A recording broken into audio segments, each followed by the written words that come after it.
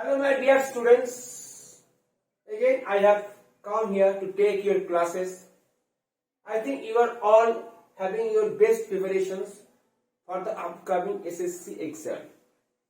So without wasting any more time, I'd like to start my class. But before that, kindly keep watching my videos and subscribe to my channels, and also press the notification bell icon for more videos.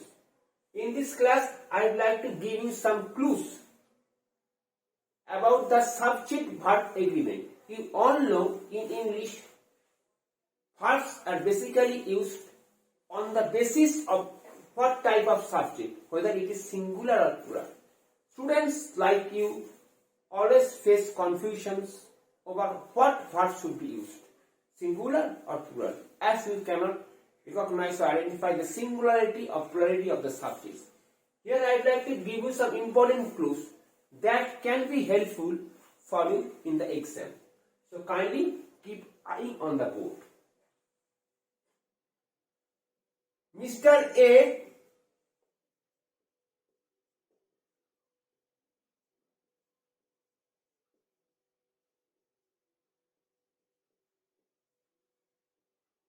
and Mr. B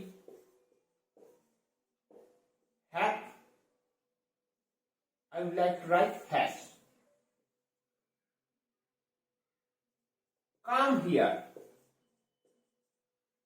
First and foremost, I should say, whenever we are going to write and, there are two subjects. In that case, the subject is called the compound subject. Okay, whenever we are going to join by the prepositions and by the conjunction and, this is called the compound subject. It's a different track grammar, but here Mr. A and Mr. B both are different persons, not the same.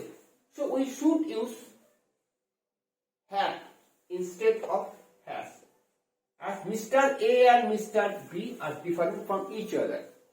But if we ever say that the cashier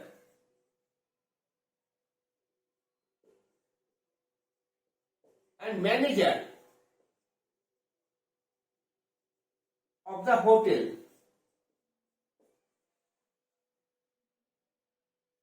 is appointed now.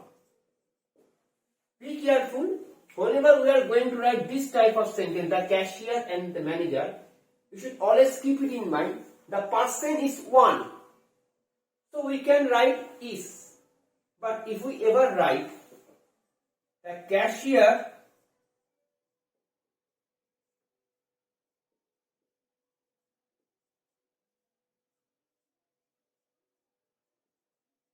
manager of the hotel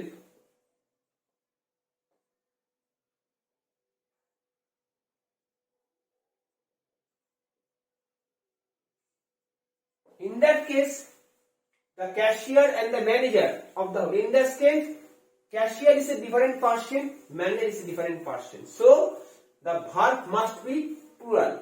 But here, the cashier and manager both are the same person. So, the subject must be singular. Here, the cashier and the manager both are plural in nature. So, subject should not be the same, and also verbs too will be written in plural form. So this is my first clue for you regarding the subject-verb agreement. Now I would like to discuss my next important clue.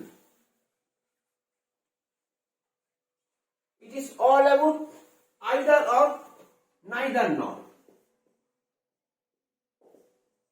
It's a pronoun. Okay. Either the man or the women are going to participate there. So here either or we are going to use either the man or the woman. Whenever we are going to use such construction, be careful. Subject must be taken into consideration from here. That means what type of subject we are going to use after the application of of. If the women is singular, then the subject will be singular. If the women is plural, then subject must be plural in nature. So, this is not the subject, but this part will be taken into consideration as subject. As it is in the plural form, the subject is written in the plural form. Suppose I am going to write either the man or the woman is going to participate there. In that case, be careful, either the man or the woman. If we say, so after or we have used the singular form women, then the subject is singular, verb must be written in singular. But here the subject is plural, so verb is also written in plural. So if you do not understand any of these, can you drop your questions? Subject. Okay. So in the same pipeline, we also use the application neither nor, either or, both are pronouns. If we use neither nor, application is same. Neither nor. Neither he nor they has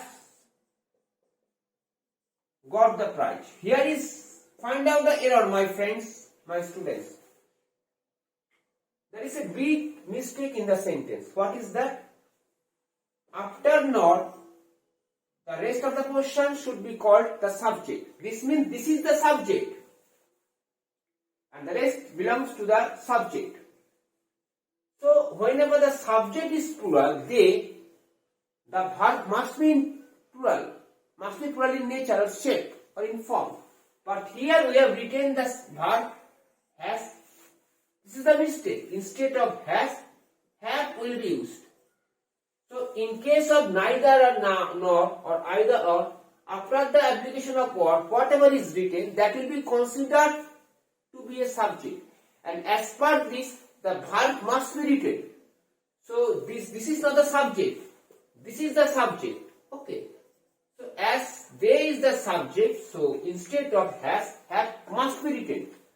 If you do not understand any of this, kindly drop your questions in the comment box. I will try to satisfy your answer. So here is another clue. Here is another clue that is also important in respect of the chapter subject verb agreement. One of the members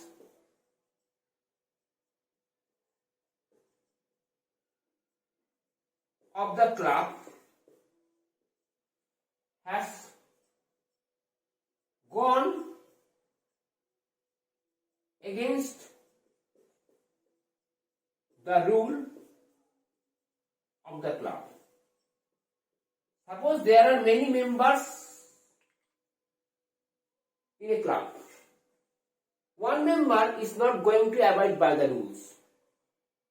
Here, many students like you make the mistake that members are there, so instead of has, we can use have. Then it will be a big error. Why so? Because members is not the subject here.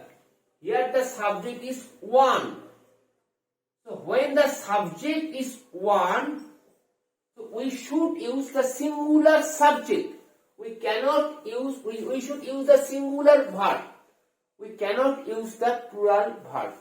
When the subject is singular, so we should also use the verb singular in nature. So if we ever write have, then then it will be a mistake, as one is a pronoun and it says it is singular in nature. So instead of has, have will be used. Okay. So in this way you have to learn the subject verb agreement chapter. So here is my another clue. I am also going to discuss some matters about collective noun. Now what is collective noun? Collective noun refers to a group of people or things that can be taken as a whole. Collective noun refers to a group of people or things taken as a whole or unit. Again I am repeating, taken as a whole or unit. So if we ever say a group of people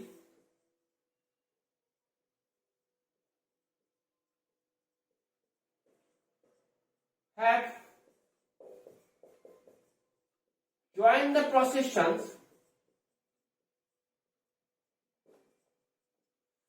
students like you often make or often face confusion over the application of the auxiliary verb while using the collective noun.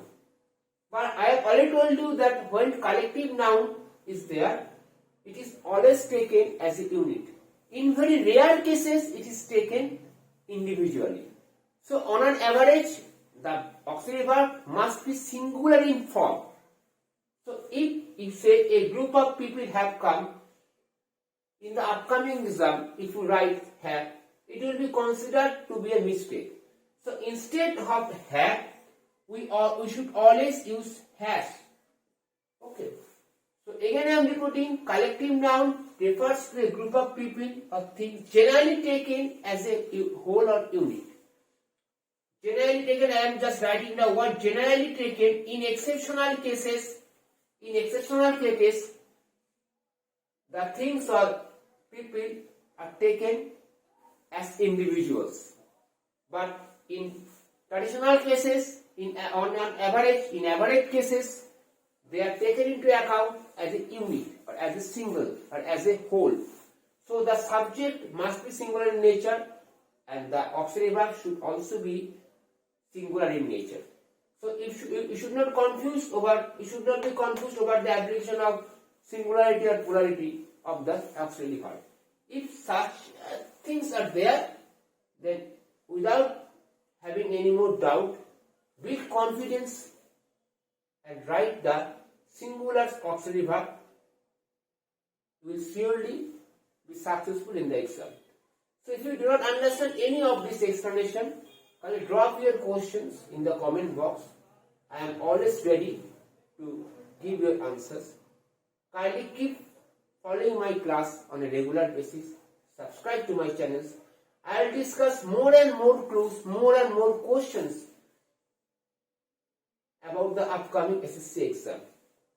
So again I will take my class tomorrow or the day after tomorrow. Till then, have a very nice day.